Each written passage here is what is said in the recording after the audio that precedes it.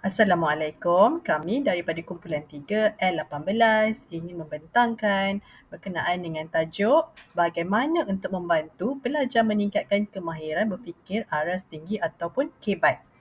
Ahli kumpulan ini adalah Nur Firza Syafiqah binti Khalid, Syamim binti Jaafar, Siti Maziatul Azma, Nur Soleha dan saya sendiri Siti Wan Nur Hasliza binti Wan Hassan akan membentangkan tajuk ini.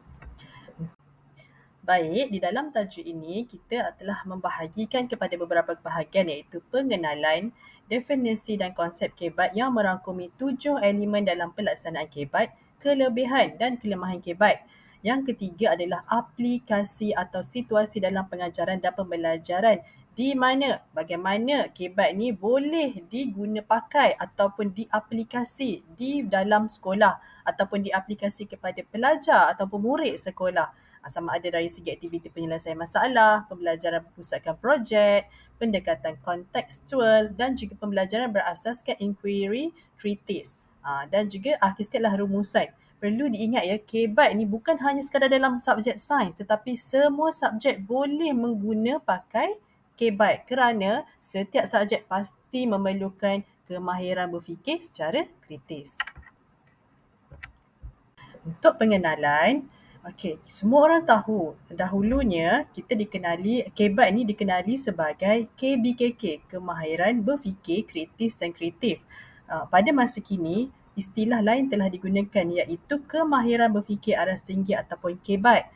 Walau bagaimanapun, fungsi ni adalah sama iaitu untuk menerapkan kemahiran berfikir secara kritis di kalangan murid sekolah ataupun pelajar sekolah. Tidak kisahlah antara sekolah rendah ataupun sekolah menengah. Jadi, ianya diterapkan di dalam semua subjek, tak kira subjek sastra, subjek sains, mana-mana subjek kita ada kemahiran, perlu menggunakan kemahiran berfikir secara kritis ataupun lebih dikenali sebagai penyelesaian masalah secara kritis, secara kritikal yang memerlukan kita untuk membentangkan idea sendiri ataupun membentangkan cara penyelesaian masalah tu sendiri. Baik, Assalamualaikum warahmatullahi wabarakatuh. Saya Nur Firza Syafiqah binti Khalid, bernombor matrik P148070 akan membentangkan tajuk yang berkaitan dengan konsep KBAT. Okey, konsep KBAT. KBAT ini merupakan salah satu inisiatif yang dianjurkan daripada sistem pendidikan iaitu Kementerian Pelajaran Malaysia dengan menekankan kebolehan pelajar menggunakan kemahiran untuk menyelesaikan tugasan ataupun cabaran dalam pembelajaran. Baik, KBAT ni sendiri telah didefinisikan oleh KPM pada tahun 2020 iaitu keupayaan untuk berfikir secara lebih kompleks yang melibatkan 4 komponen iaitu aplikasi, analisis, penilaian dan juga penciptaan dalam konteks penyelesaian masalah, membuat keputusan dan juga penghasilan idea yang inovatif. Baik, dari segi definisi Anderson dan Clutterworth pada tahun 2021, KBAT berdasarkan taksonomi Bloom ada 6 aras iaitu yang pertama adalah mengingat, kedua memahami, ketiga mengaplikasi, keempat menganalisis, kelima menilai dan keenam adalah mencipta. Baik, secara umumnya di Malaysia ini KBAT telah dilaksanakan pada 2 tahap iaitu secara kurikulum standard sekolah rendah iaitu kita kenali sebagai KSSR dan juga kurikulum standard sekolah menengah yang dikenali sebagai KSSM. Okey, sebenarnya tujuan KBAT ni adalah untuk menggalakkan pelajar berfikir ataupun menjana idea baru, bukannya sekadar mengingat fakta. Baik, seterusnya kita pergi pula kepada 7 elemen KBAT di mana dia ada 3 elemen teras dan juga 4 elemen sokongan, di mana saya akan terangkan dulu kepada 3 elemen teras di mana terdiri daripada kurikulum iaitu untuk penyesuaian kandungan KSSR dan juga KSSM yang melibatkan KBAT dalam PDP. Baik, yang kedua adalah elemen teras dia adalah secara pedagogi di mana strategi pengajaran untuk merangsang pemikiran kreatif dan juga kritis dalam kalangan pelajar untuk menyelesaikan masalah. Dan sekaligus KBAT ni juga untuk dijadikan sebagai alat bantu. Contoh yang cikgu-cikgu selalu gunakan adalah peta ITIN. Okey, elemen teras yang ketiga adalah transformasi dalam sistem pentaksiran di mana pihak-pihak sekolah perlu menggunakan sekurang-kurangnya 30% item soalan kebat dalam peperiksaan. Baik, kita beralih kepada elemen sokongan di mana ada 4, iaitu yang pertama sumber, iaitu daripada Zulkifli et al. Pada tahun 2022. Penyediaan bahan sokongan iaitu secara latihan berunsurkan kebat, bahan visual serta bahan daripada jawatan kuasa kurikulum dan juga panitia yang menyokong pelaksanaan kebat di sekolah. Yang kedua adalah sokongan komuniti, di mana Azmi dan Latif pada tahun 2021 mengatakan penglibatan aktif ibu bapa, penjaga dan komuniti dalam program yang menjurus kepada pemikiran asas ataupun pemikiran aras tinggi seperti bengkel dan juga aktiviti pembelajaran berasaskan projek. Okey, yang ketiga adalah elemen sokongan co-curriculum, di mana Zulkifli et al. Sekali lagi pada tahun 2002 menyatakan pengembangan kebat ini sendiri berlaku secara aktiviti di luar bilik darjah ataupun secara pertandingan inovasi, program reka cipta dan reka projek kurikulum yang memberi peluang kepada murid untuk meneroka sendiri ataupun membuat sendiri penyelesaian secara kreatif. Dan elemen yang terakhir, elemen yang keempat, iaitu latihan. Rahim et al. Pada tahun 2001 mengatakan penyediaan latihan secara sistematik kepada guru dan juga pelajar untuk meningkatkan kefahaman serta kemahiran pelaksanaan kebat, termasuklah penyediaan pelan tindakan dan juga pemantauan secara berterusan. Itu sahaja daripada saya. Kita beransur kepada kawan saya seterusnya. Terima kasih. Assalamualaikum. Saya Syamim dan saya akan menerangkan mengenai kelebihan dan juga kelemahan kebat. Okey, bagi bahagian ini, saya telah melihat kepada dua pihak, iaitu dari segi kelebihan dan juga kelemahan untuk pihak pelajar dan juga guru. Okey, yang pertama adalah dari segi kelebihan kepada pelajar. Okey, melalui pelaksanaan kebat, ia dapat menghasilkan pelajar yang berfikiran secara kritis dan juga kreatif. Seperti mana yang kita maklum, kebat ini memerlukan pelajar untuk menganalisis dan juga membuat penilaian terhadap sesuatu permasalahan. Hal ini telah mendorong mereka untuk berfikir secara di luar kotak dan menghasilkan idea-idea yang baru. Jadi secara langsung ia dapat melatih pelajar untuk berfikir secara kritis dan juga kreatif. Yang kedua adalah dapat memperkukuhkan kefahaman dan juga meningkatkan persediaan pelajar menuju masa depan. Okey, melalui pelaksanaan kebat ini, pelajar dapat memperkukuhkan pengetahuan mereka melalui proses pemikiran yang mendalam. Sebagai contohnya melalui pelaksanaan aktiviti pembelajaran berasaskan projek, yang mana ia dapat membantu pelajar untuk mengaplikasikan pengetahuan mereka dalam situasi dunia nyata melalui pembelajaran yang aktif dan juga keterlibatan mereka dalam projek-projek yang memerlukan mereka berfikir secara kreatif dan juga kreatif. Hal ini secara langsung dapat melatih mereka untuk menjadi seorang pekerja yang mampu berjaya pada masa depan. Okey, dari pihak guru pula, antara kelebihannya adalah yang pertama dapat meningkatkan tahap kemahiran juga kecekapan guru. Okey, untuk pelaksanaan kebat ini, guru digalakkan untuk menggunakan pelbagai pendekatan seperti pembelajaran berasaskan masalah, kajian kes, simulasi, perbincangan terbuka yang mana dapat merangsangkan pemikiran kritis dalam kalangan murid. Hal ini secara langsung dapat meningkatkan kreativiti dan juga inovasi dalam penyampaian ilmu. Yang kedua adalah dari segi dapat memberi kemudahan kepada guru dalam menilai pencapaian pelajar. Okey, di sini guru dapat menilai pelajar secara holistik, yang mana guru tidak melihat kepada jawapan akhir saja tetapi melihat dari segi kefahaman pelajar melalui proses pemikiran, hujah dan juga rasional yang digunakan oleh pelajar semasa sesi pembelajaran. Di sini guru dapat melihat potensi pelajar dan juga kelemahan mereka dan sekaligus dapat membantu guru dalam merancang intervensi yang lebih berkesan. Yang terakhir adalah dapat memperkasakan profesionalisme guru. Guru perlu berfikiran secara kreatif dan juga berinovasi.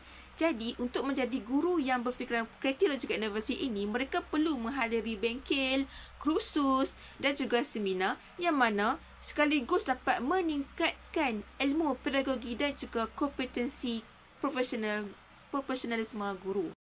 Untuk kelemahan KBAT pula, dari pihak pelajar, yang pertama adalah pelajar kurang motivasi dan juga minat untuk belajar.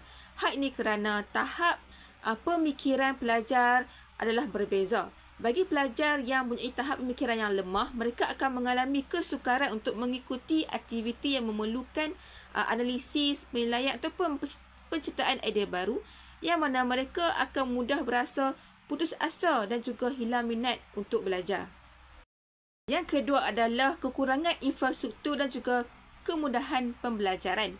Okey, bagi sekolah yang kurang kemudahan teknologi, bilik darjah yang sesak ataupun kekurangan bahan bantu mengajar yang moden akan menghadapi cabaran untuk melaksanakan KBAT secara berkesan.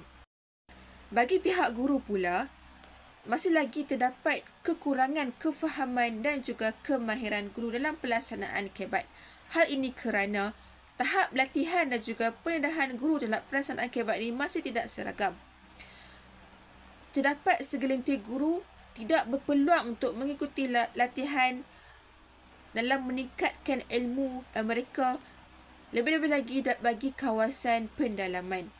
Selain itu, terdapat segelintir guru yang kurang yakin ataupun masih keliru dalam pelaksanaan KBAT ini.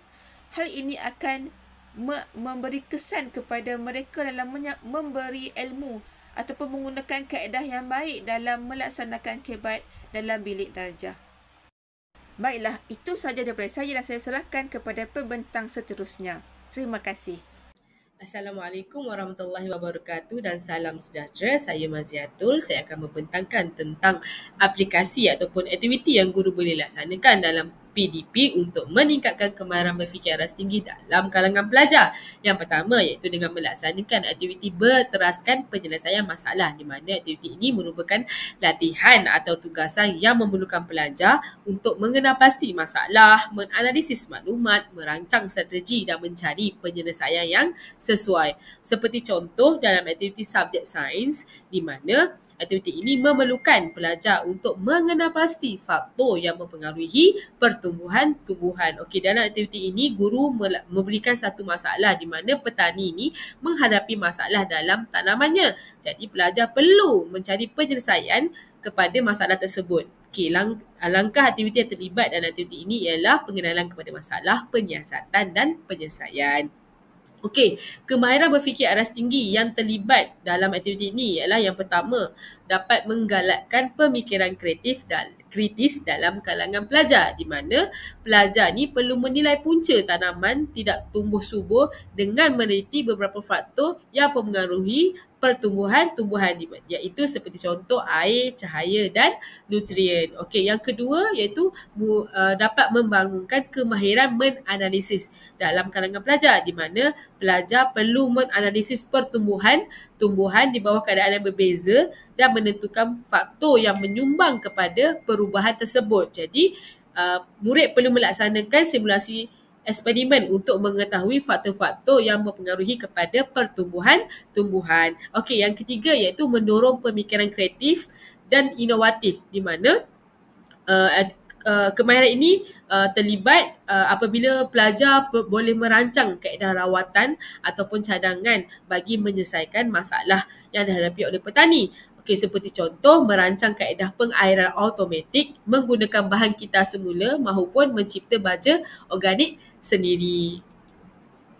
Baiklah, seterusnya iaitu aktiviti pembelajaran berpusatkan projek, di mana aktiviti ini merupakan pendekatan pengajaran yang melibatkan murid secara aktif dalam menyelesaikan masalah sebenar melalui penghasilan projek jangka panjang dan bermakna. Antara contoh pembelajaran berpusatkan projek yang guru boleh laksanakan iaitu aktiviti mereka cipta dan membina robot sumo mini. Okey, ada beberapa langkah yang terlibat dalam aktiviti ini iaitu pengenalan kepada masalah, pembinaan fizikal robot, pengaturcaraan robot, ujian dan penambahbaikan serta pertandingan dan refleksi. Okey, antara kemahiran KBAT yang terlibat dalam aktiviti ini iaitu yang pertama, merangsang pemikiran kritis dan penyelesaian kepada masalah. Kemahiran ini dapat terlihat apabila murid ni perlu menyesuaikan kelajuan motor supaya robot yang mereka hasilkan itu stabil dan tidak keluar dari gelanggang, dan mereka bentuk robot yang sesuai untuk pertandingan robot sumo. Okey, yang kedua iaitu mengukuhkan kerja berpasukan dan komunikasi, di mana pelajar ni dia perlu menyumbang pelbagai jenis idea mereka untuk menyelesaikan konflik dan membuat keputusan bersama antara anggota kumpulan. Okey, yang ketiga iaitu dapat membangunkan keupayaan sintesis dan aplikasi pengetahuan, di mana kita dapat lihat kemarin ini apabila pelajar ni dia perlu menggabungkan ilmu daripada pelbagai disiplin, iaitu dari segi fizik, elektrik, pengaturcaraan mereka bentuk untuk mereka menghasilkan satu robot sumo. Okey, seperti contoh, untuk mengira nisbah gear menggunakan pengetahuan fizik untuk mereka menentukan torque yang paling optimum. Okey, yang keempat iaitu dapat memberi konteks dunia sebenar, di mana projek robotik ini mencerminkan aplikasi dunia sebenar dalam industri kepada pelajar dan dapat menjadikan pelajar ini lebih celik kepada teknologi. Assalamualaikum warahmatullahi wabarakatuh. Saya Nur Salihah binti Muhammad Nur, nombor matrik P152633. Saya akan membentangkan mengenai pendekatan kontekstual. Pendekatan kontekstual adalah satu kaedah pengajaran dan pembelajaran di mana dia mengaitkan kandungan pelajaran itu dengan situasi kehidupan sebenar pelajar. Pendekatan ini mengutamakan pengalaman murid berdasarkan situasi sebenar kehidupan mereka sebagai asas utama dalam menghasilkan pembelajaran yang bermakna di dalam kelas. Terdapat 4 ciri-ciri utama bagi pendekatan kontekstual, iaitu yang pertama adalah pembelajaran berasaskan pengalaman. Pembelajaran ini menekan penglibatan aktif pelajar melalui pengalaman langsung dan refleksi untuk membina pengetahuan dan kemahiran serta nilai. Ciri yang kedua adalah pembelajaran aktif, di mana melibatkan pembelajaran aktif pelajar itu sendiri dalam proses pembelajaran melalui pelbagai aktiviti untuk mendorong mereka bertanya, berbincang dan menyelesaikan masalah. Seterusnya adalah ciri yang ketiga, perkaitan kandungan dan konteks. Ini merujuk kepada hubungan antara apa yang diajar dengan situasi sebenar atau persekitaran kehidupan pelajar itu sendiri. Dan yang terakhir adalah pembelajaran bermakna. Pembelajaran bermakna adalah satu proses pembelajaran di mana pelajar mengaitkan pengetahuan baru dengan pengetahuan sedia ada hingga mereka benar-benar faham dan dapat mengaplikasikan dalam kehidupan yang sebenar. Seterusnya kita lihat contoh pendekatan kontekstual dekat sini untuk subjek matematik tahun 6. Tajuk dia adalah wang, peratus dan diskaun. Aktiviti kontekstual adalah beli bijak di pasar raya. Objektif pembelajaran dia adalah supaya murid dapat kira diskaun dan harga selepas diskaun guna konsep peratus. Dan murid dapat merancang pembelian berdasarkan bajet yang sebenar. Okay, untuk langkah-langkah aktiviti kita ada nilai situasi kehidupan sebenar di mana guru bawa keratan iklan yang ada promosi. Seterusnya ibu beri duit RM90 untuk beli barang dapur. So tugasan pelajar dalam kumpulan kecil dia kena pilih sekurang-kurangnya 5 item diskaun tadi tu dan kira diskaun untuk setiap item dan juga jumlah keseluruhan. Kena catat semualah nama barang, harga diskaun, harga asal, jumlah diskaun dan harga selepas diskaun. Seterusnya untuk pembentangan, setiap kumpulan dia akan bentangkan pilihan mereka dan beri alasan kenapa pembelian tu bijak, murah, berbaloi ataupun perlu. Untuk refleksi individu pula, murid perlu jawab soalan apa yang kamu pelajari hari ini daripada aktiviti ini yang boleh digunakan semasa beli belah bersama keluarga. Okay, dalam aktiviti ini juga nilai-nilai yang diterapkan adalah kecekapan murid untuk menguruskan wang, murid dapat berfikir secara kritis dan membuat keputusan bijak serta berkomunikasi yang baik di antara ahli kumpulan. Baiklah, sekarang kita lihat pembelajaran berasaskan inquiry kritis atau lebih dikenali sebagai PBIK. PBIK adalah satu pendekatan pedagogi yang menekankan penyiasatan, pemikiran kritis dan pemahaman yang mendalam dalam soal jawab yang mendalam, refleksi dan penilaian terhadap maklumat. Okey, pendekatan ini pelajar bukan sahaja menerima maklumat secara pasif, tapi pelajar itu juga digalakkan untuk mengemukakan soalan, analisis bukti, buat penilaian dan juga menyuarakan pendapat secara beretika. Sekarang kita lihat contoh bagi PBIK yang saya beri di sini adalah subjek sains tahun 5, bagaimana tumbuhan hidup. Okey, objektif dia untuk memahami keperluan asas tumbuhan yang hidup dan juga untuk kembangkan kemahiran bertanya, menyelidik dan berfikir kritis bagi murid. Okey, contoh langkah-langkah aktiviti dia adalah pencetus minat. Guru tunjukkan tumbuhan, satu yang hidup, satu lagi yang dah layu. Kemudian guru tanya soalan pemula. Kenapa tumbuhan ini hidup dengan baik? Kenapa satu lagi tu tak hidup dengan baik? Seterusnya pelajar dia buat soal selidik, dia buat kumpulan kumpulan kecil, lepas tu dia rancang soalan. Apa yang diperlukan oleh tumbuhan? Adakah cahaya matahari penting untuk tumbuhan? Apakah yang terjadi kepada tumbuhan sekiranya tiada air? Langkah seterusnya adalah dari eksperimen mudah. Setiap kumpulan dia akan jalankan eksperimen dengan anak pokok. Satu tumbuhan diberi air dan cahaya, satu tumbuhan diberi air tanpa cahaya, satu tumbuhan diberi cahaya tanpa air. Seterusnya pemerhatian dan analisis akan dilakukan oleh pelajar. Pelajar dia akan rekodkan perubahan tumbuhan dari segi warna daun, saiz tumbuhan dan juga kekeringan tanah. Kemudian pelajar akan berbincang dan membuat kesimpulan berdasarkan bukti daripada eksperimen tadi.